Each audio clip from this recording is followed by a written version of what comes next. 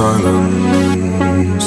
And in the naked light I saw 10,000 people maybe,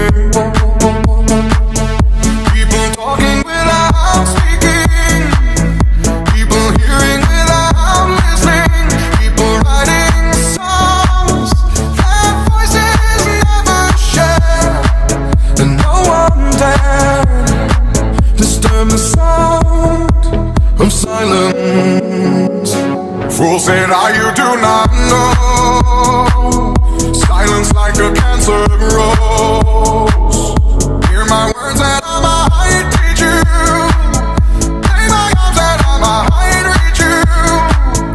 But my words, like silent raindrops, fell